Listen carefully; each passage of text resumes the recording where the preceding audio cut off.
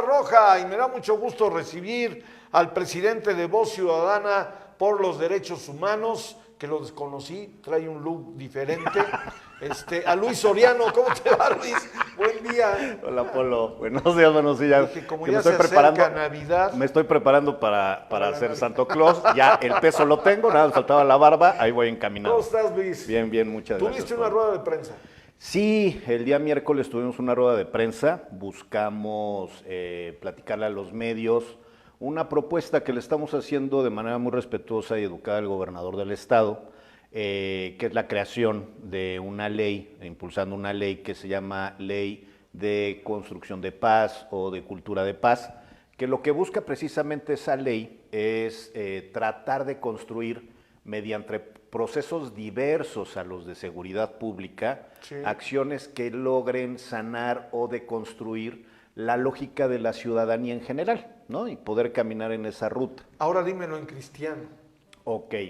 Vivimos un estado violento, o sea, como en todo el país, como todo Latinoamérica, o sea, Latinoamérica en general. Puebla, ¿no? Sí, del estado de Obviamente, Puebla, no con empezando por el municipio. No con los índices que trae Chiapas, Tamaulipas, Sinaloa. Digo, Puebla todavía está, sí, no, digamos, en condiciones de niveles bajos, ¿no? Más que de pensar en como en qué lugar, sí, estamos, es el nivel de ascenso de la violencia que se está viviendo. Y que ya está ahí, y que está empezando, ¿no?, a surgir. De pasar a ser casos aislados, que es lo que yo mencionaba en la rueda de prensa, estamos pasando a una sistematización de la violencia, o sea, poco a poco. El nivel de violencia también de antes, de a lo mejor la violencia era, no pasaban unos golpes entre vecinos, sí, hoy ya los vecinos ya no solamente se agarran a golpes, sino ya se matan, como pasó hace no mucho tiempo, hace unos 6, 7 meses, unos vecinos en un fraccionamiento se hicieron de palabras, se hicieron a golpes y terminó matando uno al otro por una discusión, sí, vecinal. Como eso, también accidentes de tránsito que en lugar de que se quede en un tema de grito y discusión, termina habiendo agresiones más graves. O sea, ¿qué es lo que está pasando? Te lo iba yo a preguntar. En el estado. Tú que estudias eso. A ver, yo lo vivo todos los días, Luis. O sea, en mi caminar al programa, o después del programa a mi oficina, me encuentro gente que se pasa el alto, sí, pero ya ni siquiera voltea a ver si viene un vehículo, o sea, como toma de Rápidos y Furiosos. 2, el que se te cierra de manera violenta, valiéndole queso, se te cierra, te tienes que detener, porque el señor o la señora de la camionetota. Es un tema de personas, no de género. Tiene que pasar, sí, no es un tema de género. El tipo que viene en el carril del lado izquierdo, que es de velocidad alta, a velocidad baja, y que cuando le tocas el claxon, ahí está el productor que no me va a dejar mentir, que me acompaña, le tocas el claxon, más se amarra, no te deja pasar, como si fuera conviero o microbusero. Violentan más todavía. No, y te mienta la madre, y todavía te dice, bájate. ¿Qué está pasando, Luis? Ese nivel de violencia, bueno, es la suma de muchos factores. Ajá. Entre ellos la impunidad. Cuando se empiezan a identificar situaciones de impunidad en donde existe una puerta giratoria de las gentes delincuentes que detienen y a los 5 minutos ya están afuera, que el primer respondiente entrega al preso y las puestas a disposición, el fiscal, sí, o el mismo Poder Judicial libera estas puestas a disposición, etcétera. Todo eso es impunidad. Y ese tipo de casos de impunidad... O sea, no pasa nada.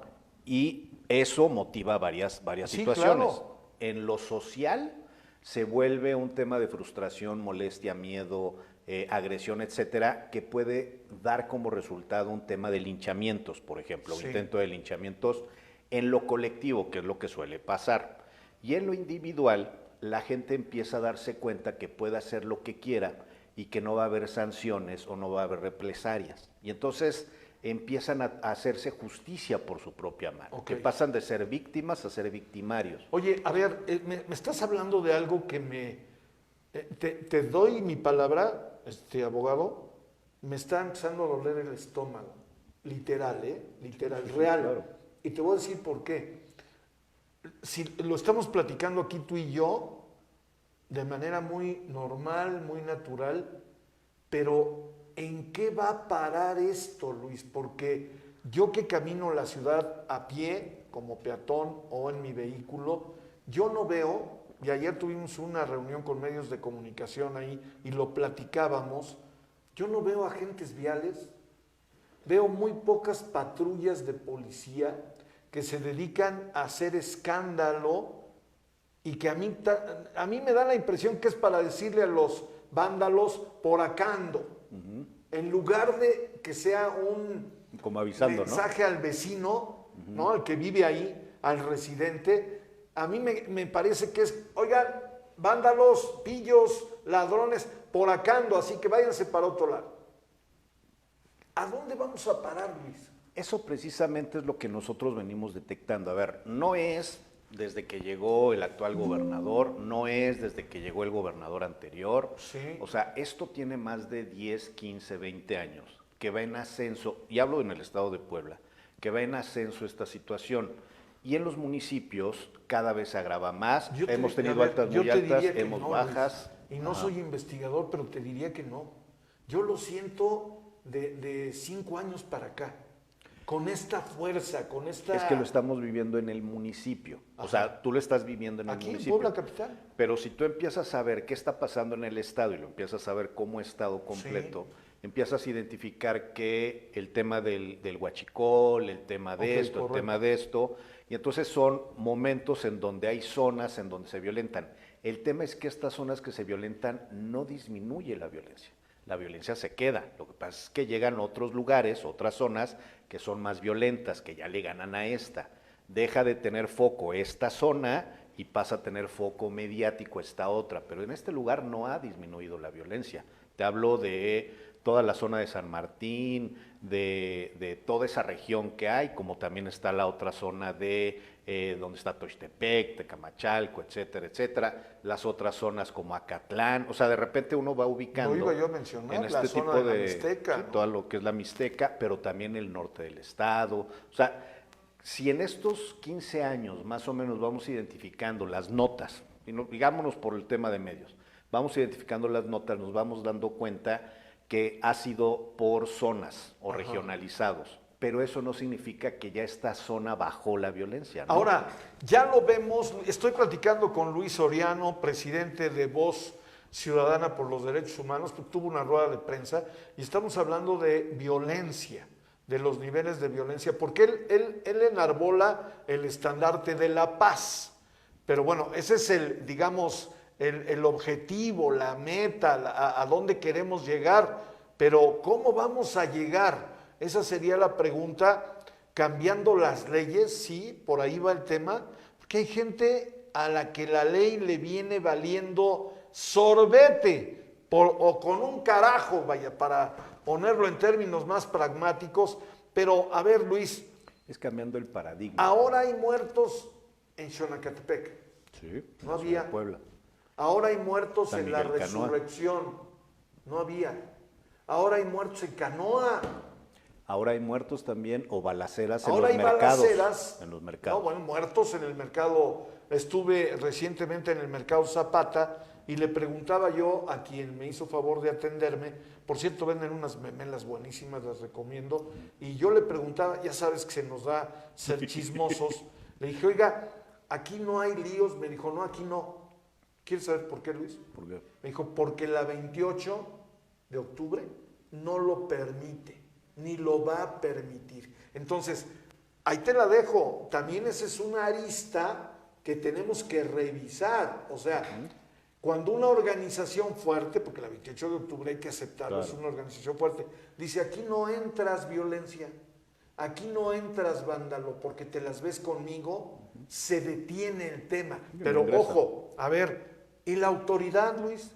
Eso es precisamente lo que el miércoles, al terminar sí, mi primera participación en la rueda de prensa, uno de los compañeros periodistas me dice, bueno, y Eduardo Rivera está diciendo que no, que él no es responsable, que es un tema federal.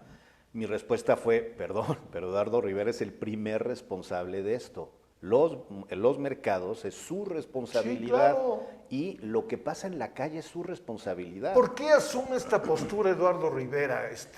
¿Porque aspira a otro cargo y quiere tener una imagen limpia? Porque a mí me parece muy irresponsable, Luis. Yo veo más un Eduardo Rivera, el mismo que siempre ha sido toda la vida. El mismo. Un señor irresponsable, desasiado, inculto políticamente, Sí. sin capacidad de administración. Pues ese es el neoliberalismo, Polo. Eso es Eduardo Rivera. Eduardo Rivera representa el pasado, y eso es lo que el pasado quiere recuperar. Oye, pero incapacidad de gobernar. Vamos a entrar en un tema de controversia. A ver, don Luis Soriano. Yo colaboré, yo fui funcionario público con presidentes municipales. Sí. Tú los conoces. Tú y yo conocimos, por ejemplo, a Blanca Alcalá, presidenta municipal. Creo que tú ahí anduviste, trabajando ahí. trabajaste ahí. Fue apoderado en materia laboral. A ver, abogado, te lo digo como abogado, como investigador y ahora como presidente de esta organización. A ver, a mí lo que me llega de los compañeros de Eduardo Rivera, de su propio partido, fuera de micrófono, no puedo señalar quién, es que le faltan pantalones. Y cuando tú me hablas Le falta todo. del pasado, fíjate que no. No, yo te hablo del O sea, neoliberalismo que está representado en el PAN. A mi en el visión, PAN, ok. mi visión es, a ver, yo siempre he sido un opositor del neoliberalismo, de la derecha extrema Sí. que el Partido Acción representa. Y todavía más grave es lo que Eduardo Rivera representa, que es el famoso yunque, la neoderecha, la derecha radical, Sí. que precisamente es el de los FUAS, el del Yunque, etcétera. Eso representa eso es Eduardo Rivera.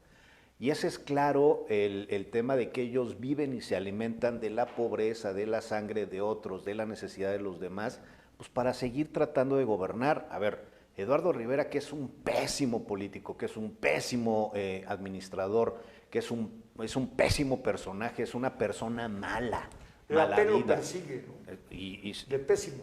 ha logrado generar varios esquemas. Y esos esquemas han sido que de la desgracia se ha querido beneficiar siempre. Sí. Y eso es un indicativo de lo que es los FUAS, de lo que es el Yunque, lo que son estos personajes de la derecha extrema. Eso es Eduardo Rivera. Y eso es precisamente lo que tenemos nosotros que visibilizar, que son los que van a estar en la boleta. O sea, tú vas a decidir independientemente de qué es lo que va a suceder. Sí, claro. ¿Quieres regresar? O sea, ¿quieres que el Estado sea gobernado por la derecha extrema como está ahorita Guanajuato, por ejemplo? Los niveles de violencia, de muerte, de desaparecidos que existe Guanajuato, un estado tan pequeño y con niveles tan altos de violencia. Eso es lo que significa Eduardo Rivera para Puebla. Sí, es un tema pues delicado. Ahí está. Ahora, regresemos a tu rueda de prensa. O sea, Sí. ¿tú qué propones para ir caminando y alcanzar la paz? Que ahora se me hace, haz de cuenta que me siento como en una escalera eléctrica de un centro comercial hasta abajo, envuelto en violencia, en un clima de violencia, y veo que allá arriba me ponen un banner que dice paz. Uh-huh. Hay que llegar. ¿Cómo vamos a llegar ahí, Luis? Pues como son las escaleras, un paso a la vez y un escalón a la vez. Lo primero es que necesitamos tener un piso firme, un piso que no esté movedizo, que no nos hunda más. Uh-huh. Y eso precisamente es la normativa. Tú hablabas de cambiar las leyes, no va a servir para nada. A ver, necesitamos establecer una base sólida normativa que no precisamente es para que sea solamente cumplida por las personas, sino que sea una herramienta para el Estado, para el poder público, sí, para que pueda empezar a construir. Esta ley de cultura de paz precisamente lo que busca es establecer un piso firme para que las acciones administrativas que se puedan realizar en los tres poderes, en los diferentes niveles, federal, estatal y municipal, se logre construir. ¿Qué es lo que estamos buscando, Polo? Lo que estamos buscando es la construcción de un sistema estatal de derechos humanos que pueda vincular a las áreas públicas de todos los niveles, pero también que se puedan vincular universidades, sociedad civil, organizaciones, activistas, etcétera, como un sistema para priorizar programas que ayuden a no sanar el Estado. ¿no? No existe. ¿Cómo? No existe. No existe. O sea, no tenemos una Comisión Estatal de Derechos Humanos. No, yo estoy hablando de un sistema estatal, que unamos a la Comisión Estatal. ¿Qué es lo que está pasando? La Comisión Estatal trabaja por allá, la Secretaría de Igualdad Sustantiva trabaja de este lado, la de Pueblos Originarios por allá, y cada quien anda en sus temas, pero no se juntan para realizar o buscar generar acciones de gobierno, políticas públicas y políticas de Estado que puedan romper con la violencia que se vive, pero también que puedan empezar a dignificar los derechos humanos y romper con la discriminación en el Estado, que es uno de los factores que generan la violencia en el Estado.